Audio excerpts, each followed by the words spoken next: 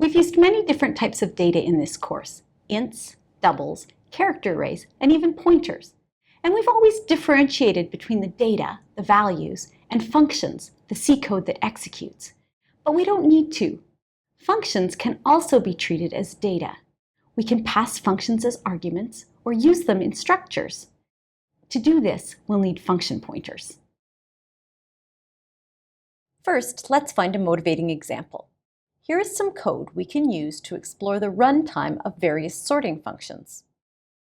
These three sort functions are defined in another file.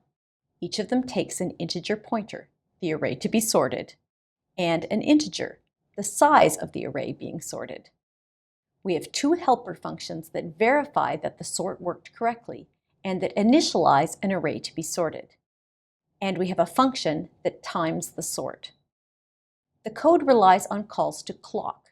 This system call returns the amount of CPU time used so far. So by subtracting the start time from the end time, we get the amount of CPU time used by the code between the clock calls. We hardcode the name of the sort that we want to test. So if we want to see how bubble sort behaves, we can just compile and run the code. And we can run it again on a different random input. And if we want to compare it to insertion sort, we have to change the function being called and recompile. We see that insertion sort grows at the same rate as bubble sort, but that it's roughly twice as fast on arbitrary, well, pseudo-random arrays. But it turns out that the runtime of insertion sort is very sensitive to the array being sorted. How might we explore that?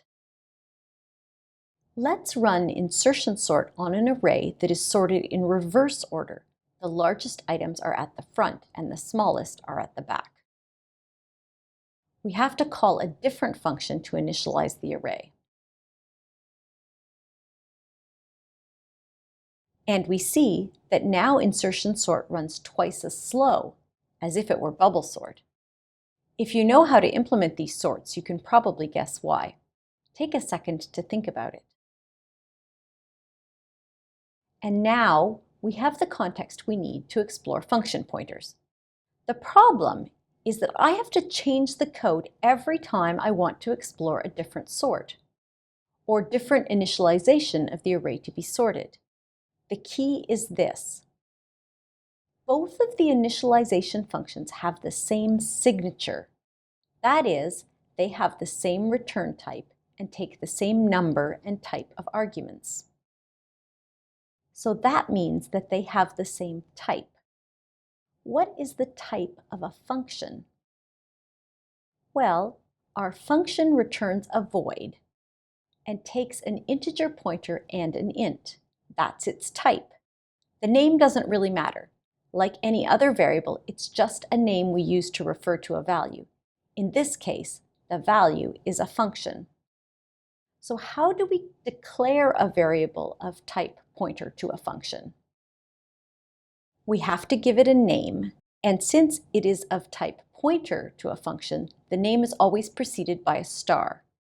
Let's use this in our code. I'm changing my time sort function to add a function pointer as an additional argument. In this case, I call the function pointer initializer, and I call initializer as if it is a function, which really it is. Notice that I do not have to dereference the pointer. And when I call time spent, I pass in the name of the function I want to use as an initialization function. Notice that I do not call the function, I just pass in the name, as if I'm passing in a normal variable, which actually I am. Just as how an array name is treated as a pointer to its first element, a function name is treated as a pointer to that function.